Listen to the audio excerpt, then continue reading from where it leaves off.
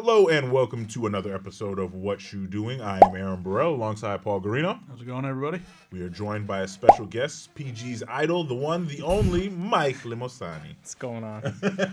Mike, how you doing? Good. How are you guys? Thanks for having me. Yeah, how long have we been planning this? Years. Months. Very much on the same page here. Mike, do you know that you are the reason that Paul Guarino is a Sacred Heart alum? Yes, Really? I do. Can you tell us the story for the pod listeners? You want the real story? Or you Yeah, want of course. We want the full, real deal. So me and Paul have been friends since we were babies, essentially, and I came to Sacred Heart, local from West Haven, same as Paul, and him and my buddy Mike Marcello, our good friend, they both came to shadow me one day up at school. Came in, toured him through the school. My wife won't like this comment, but saw a lot of girls on the campus. He liked it, followed. He enjoyed the campus, saw everything going on, and it was kind of Paul connected with the campus real quick after that. Nice. PG the academic. Yeah, for sure. Yeah, I came here for the academics. Right. Scholar. Yeah. But actually, though, I don't even remember I don't know how you picked it originally. So how did you pick Sacred Heart? Yeah, so I picked Sacred Heart because I went to Notre Dame West Haven. It was at the time an all-boys Catholic high school. Now it's going to go co-ed next year. But initially, I was going into nursing, knew I wanted to work in Connecticut, so it made sense to go somewhere where there was clinical sites in Connecticut versus going to Northeastern, BC. I applied to all the regular Connecticut schools, Quinnipiac, UConn, Southern, Fairfield, Sacred Heart. And when I came to Sacred Heart, honestly, it had that, small town feel of the campus. It was rooted in, Catholic faith. It was kind of nice. So it was an easy transition. I had a couple of friends who had gone to this school prior to me who also graduated from Notre Dame. So that was kind of nice for me. And then it was also close to home. It was far enough away from home where I didn't feel like I was in my parents' backyard, but it was close enough where if I needed to go home, I could, if there was an emergency or something. You needed at least 30 minutes before they could just pop up at your dorm. Exactly. I got you. I understand that. Obviously, Sacred Heart, very, very good nursing program. Very much known for it. As a matter of fact, how I knew about Sacred Heart was because I had a cousin who is a nurse practitioner, almost came here. So you talked about that draw for you. Can you tell us a little bit more? Yeah, so for me, I went to Sacred Heart twice. I went for my undergrad nursing program. And at the time, Sacred Heart was kind of on the come up. They were, back and forth between like top 5, top 1, top 5, top 1. Very rigorous in collegiate program. They really train you. They get all the top clinical sites in the state, and it actually shows. After working in the healthcare field now for over 10 years, I do have to say, when someone graduates Sacred Heart as a nurse, because you could tell the difference on the floor. They're prepared, they're ready. They're not graduating from these one-year programs at like Quinnipiac or Southern, where students, they get thrown through these courses, and then it shows when they get on the floor. They know nothing about patient care. And then after to go into a nurse practitioner program, usually they recommend you work for 1 to 2 years on the floor. I actually, even though I grew up in West Haven, I worked at Stanford Hospital for my first 5 years of my career. And the first 2 years in, I was working on an ortho-neuro-uro floor, and then I switched to the recovery room while I was in NP school. And, you work for 2 years, you get some experience, and then that's how the programs want you. They don't want you to apply right after you graduate nursing school. They want you to have some experience, figure out what you want to do. I went back to Sacred Heart, same concept. I was applying to all the other schools, Quinnipiac, UConn had UConn Stanford at the time. So I was like, oh, maybe I'll try that. And then when I applied back to Sacred Heart, one thing I didn't realize is when you apply to NP programs, it's kind of like a job interview. And I had no clue. It kind of caught me off guard. You got to get resumes ready, got to get all types of things together for all the schools. Applied to Sacred Heart, knew a bunch of the professors, and you know what? Just felt like home again compared to the other schools. And I was like, why rewrite the textbook? I already was successful here once. I could do it again. And that's kind of what led me back for my master's. And obviously, you talked about, choosing nursing, and it seems like you wanted to go into nursing very early, but what was the motivation behind that? Why was nursing the calling for you? So to be honest, I didn't know what I wanted to do in the healthcare field. And I went into nursing because of my father. My dad grew up, did construction. I always did well in school.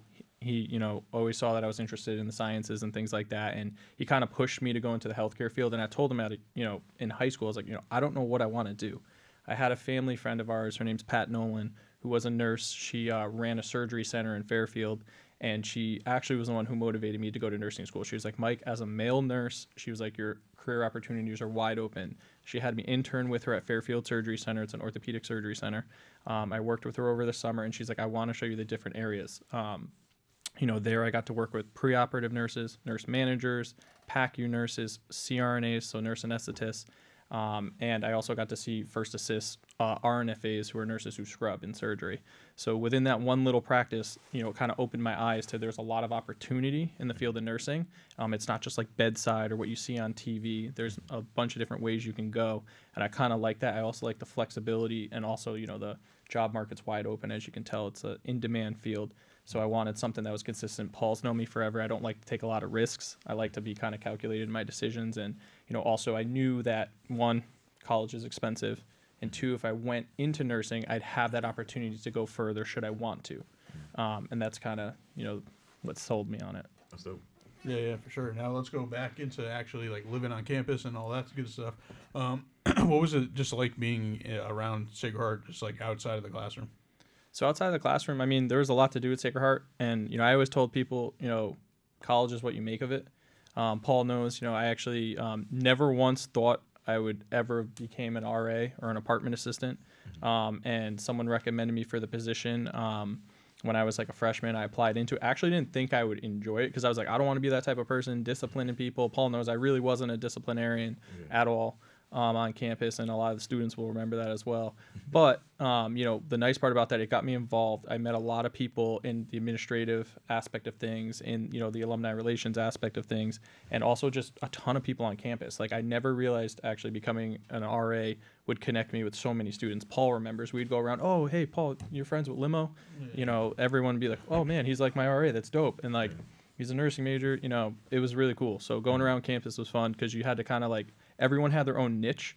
And I would say like your freshman year is kind of like, you start to meet a lot of people. Everyone can relate to this. People drop out. People don't come back. And it's not until your sophomore year you kind of make like your core group of friends who kind of like survive till senior year and graduate, with their degrees. Definitely. What dorms were you an RA at? Yeah, so I was RA. Technically, it was called North at the time, and then some people call it Christian Witness Commons, whatever they want to say. And then I was off campus at Taft, really? Taft Apartments, my junior senior year. Taft. Yeah, weren't you Lance's RA? Yeah, it was. Yeah. Lance. That's hilarious. Which do you have a preference? Which dorm did you like being RA at more? Honestly, I like Taft. Taft? Really? Because honestly, it was like 21 and older. Got to do our thing. No one bothered anyone. It was quiet, as crazy as that sounds. Versus being on campus, you always had to round with, security or the DODs, they called it at the time. And then also on campus, kids just tend to be more reckless for like stupid things. And as a nursing major, I was always trying to study. I used that time when I was sitting in like the RA office to really like focus and study and like do my rounds. So that actually kind of helped me because it like forced me to study because you had to be up during that like a certain time period. And then unless there was an emergency, you just kind of had to respond. For sure. It's funny. I feel like of all the students at Sacred Heart when I was here, I feel like the nursing students were always the ones who, like, anytime you were in the library, like, you were going to run into at least 4 to 5 nursing students. Yeah. What was, like, the process, like, finals and all of that process? Because I feel like you all were the most, yeah. Like, I don't want to say stressed. Yep. But you had the most to learn. Yeah, we had the most to learn, and I think the difference between the nursing program here at Sacred Heart is you hit the ground running sophomore year, right? Compared to any other, and I'll challenge this any day, compared to any other profession or undergrad degree, you literally are hitting the professional field with the ground running. You're doing a lot of hours of clinical right off the hop. You're doing a lot of practicums, a lot of tests, and it's cutthroat. You don't get a 76 or above test average, you're out. Like, wow. You're out. And for their masters, it's 80 or above. You're out. So Sacred Heart really sets the bar high. That's why anyone who graduates from here, like I said, they're really ready and prepared. There's, like I said, so many practicums, skills assessments. There's constantly, and I'm sure you can relate to this. You guys dormed with a bunch of like nursing majors and friends who had girlfriends that were in the nursing profession, and it was just constant studying. You have to have a good buddy system, good friends you can study with. Because I do have to say, to be successful here at Sacred Heart, you have to make friends in the nursing program because you can't do it solo. Wow. That's like the realest account I feel like I've heard of it, because I don't know. I always saw it like, for me, I was probably like a come finals time, I'm going to study type of guy. And last minute type of guy. No, not last minute. It was more like second to last minute. Yeah. Oh, you can't do that in nursing. You have to be consistent all the way throughout. There's no like, only 2 exams. Like, you have to know the material the entire way through the semester. And that's the thing. I feel like I always saw the nursing students like always, as you said, like the buddy In the system. I'd see library, flashcards, group study, like study groups, I should say, all of that. Now in your professional career, you know, you mentioned like you notice when a Sacred Heart grad is there. How many Sacred Heart grads do you work with? I work with actually a few. Oh, really? Few as nurse practitioners, and I also work with a few directly like on my floor and on my unit. So I see them all the time. There's about 3 or 4 who have graduated, actually some around my time, and then some within the last like 2-3 years. So it's cool to see that the consistency has stayed the same, and it's like consistent across the board, because so many of these schools, even Sacred Heart, they pump out now higher volumes because of the shortage, but Sacred Heart has still managed to pump out higher volumes with good success rates and still maintaining that like professionalism and skill level. I feel like that needs to be on the next Sacred Heart nursing commercial. I'm just throwing it out there for you all. Hey, we can get them hired. Right.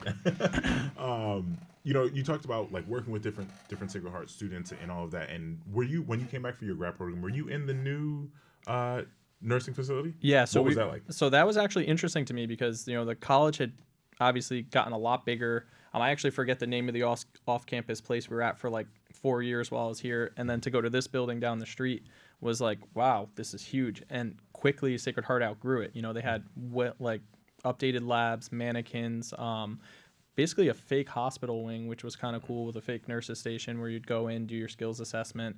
And you could tell like Sacred Heart definitely put money into it. The problem there is, like anywhere here though, it's parking. How many parking tickets did you get? A lot. How many? At least 4. At least, well, that's not too bad. Yeah. Well, I mean, per year times 3. Fair enough. Fair enough. And you need to pay him to get your degree. That's Yes, not living on campus. That's just coming up here. That It's is commuting true, for yeah. your grad program. Yeah. And the having to pay them is a real thing that I think some students go through. Yeah, imagine if you had a car up here. I Would've did. been bad. I did Must end have up. been bad for you. I learned. I got booted a couple times. So shout out to you, public but safety. sometimes you had to make spots out there because there's nowhere literally no to park. spots. Yeah. And I'm like, I have class. The thing with the grad program though, actually, it's a hybrid course. So like you do a lot of stuff. Obviously, we all live and die by Blackboard when you go to Sacred Heart. But you do a lot of stuff at home. And then for the NP program, we really had like block days. Like you're coming in at 8 o'clock in the morning. You're not leaving until 8 o'clock at night. So I had to park. I couldn't like leave my car. Like you had no choice but to make a spot and just, hey, if you get the ticket, hey, it's at least it's one per day. Yeah. You know, and you're only coming on campus, you know, like towards the end it was like once a week, but like in the beginning it was like once every 2 weeks, you know, a few times a month, nothing crazy. So yeah, I had to do like a work study type thing. They had me doing like ride-alongs. I was popping out on people. Yeah. No, I'm playing. I didn't have to do all that, but I did have to work my tickets off. Yeah, I'm sorry. I was gonna say, like, did you think like Sacred Heart would ever become this big, knowing like when you first saw it in 2009? to be honest, I did not. You know, I always knew, ironically, my mother-in-law graduated from Sacred Heart, and I always heard the stories of how it went from a high school to a college. And when I came here and when we all came here, it was small. You know, it wasn't that big. And then, you know, it just seemed like actually after we graduated, it kind of blew up. Bobby Valentine came here, and it just grew exponentially. It's funny. Bobby Valentine was our second semester of our senior year. I want to say it was probably around that time. Yeah, that was a crazy time to be here. I remember like going on ESPN.com and like seeing it was like Sacred Heart hires Bobby Valentine. I was like, wow, it's like the first time we were like, and it wasn't like we were like, obviously as a school, a Division I program, we're in ESPN and stuff, but it was like the first time we were on one of their like their headline stories. And I remember that it was like a very big deal. Yeah, no, for sure. But obviously, like you have been in your field for a while now. What advice do you have for young students who are like, I want to become a nurse practitioner, but understanding that the road is very difficult?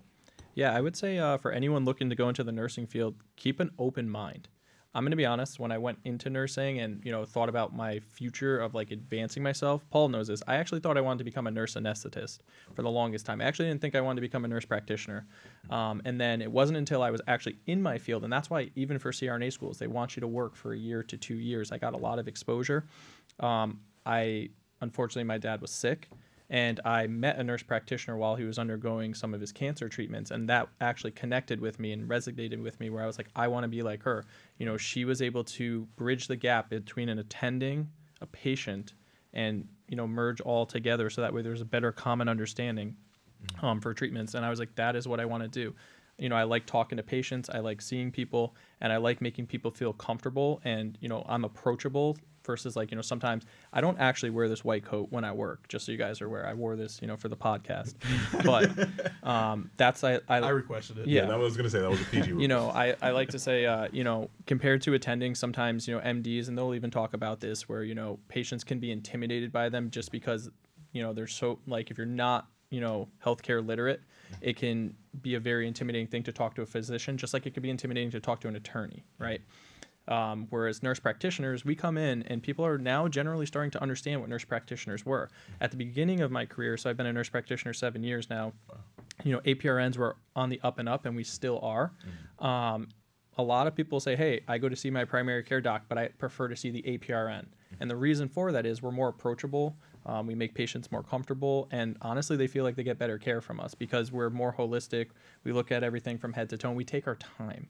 We're not as time constrained as some of the attendings. As you know, healthcare is on a tight budget, and it's always on a tight timeline and a tight schedule. And that's partly why, like, that stress that we deal with on a daily basis. I know it's hard for students to hear this, but that stress you deal with in school with studying and like the cramming is nothing compared to like actually healthcare in the real world. But it does get you prepped and ready because you get used to a heightened level of stress where most people would break down and not be able to handle it. In the healthcare field, you kind of toughen up real quick. You see a lot of things that would humble people on a daily basis, and it's really important to stay focused and also make sure you take care of your own mental health. It's amazing. Yeah, for sure. You ready for our fun SHU segment? Let's hear it.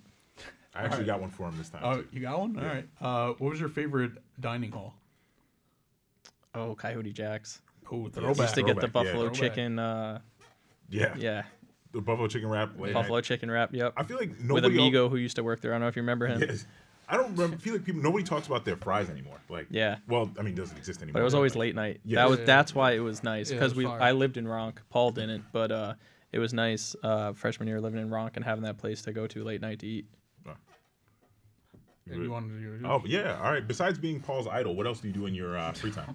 Honestly, right now, a lot of my free time is taken up being a dad. Congratulations. But, thank you. But do a lot of stuff. Do a lot of jet skiing, a lot of side projects. We built our own house, basically general contractor as well at this point. Wow. 3D print stuff. I got a lot of side hobbies. Paul could tell you. It goes on and on. Like jack of all trades, truly. But yeah, that's it. What about did you have like a favorite professor at SHU? Yeah, I think one professor, who really helped me here during my time was Professor Yost. I would also like to say Dr. Cole and Professor Foydo, who were undergrad professors. They really helped motivate me to be a better nurse. They were very good people to idolize. I know some of them still don't work here anymore, but they were always positive. They were always good reinforcements for school, and they always just had a way of making you feel comfortable. And they helped you grow, like as a student, and grow into the profession. And then for my, grad program, one of the influential professors I would say would probably be Dr. Glenn. She pushed me to come back to Sacred Heart. She was one of my undergrad professors. She actually helped me make this decision to come back, and also inspired me to go to Uganda, which was a mission trip out there where we went out there for 2 weeks and we helped deliver babies, take care of pediatric patients, and take care of patients in the slums of Uganda, which was very interesting. So that was a very eye-opening experience to truly go to hell on earth and see people still smiling and show you that, as bad as things can be here, it's truly not that bad. Yeah, for sure. Last one. What was your favorite sporting event to go to at SHU? Oof. Definitely not football. Oh. Shade. Shots fired. Nah, honestly. Why not football? Honestly, when we were here, granted they won your guys' like senior year, but my years they were just trash. Let's be honest. He's about to have the football players come up for us. And I know they're your friends too, so that's why it's even funnier. No, I'm just kidding. I love those guys. They're all good. Honestly, I would say it was probably the basketball games are the best thing to go to. I feel like during our time, that's the thing most people went to. Our football team, unfortunately, I felt like it was like going to a high school game. They didn't really get a lot of stuff besides like alumni weekend. Yeah. That was always like the only game that was like super fun to go to, and then everything else kind of dwindled down.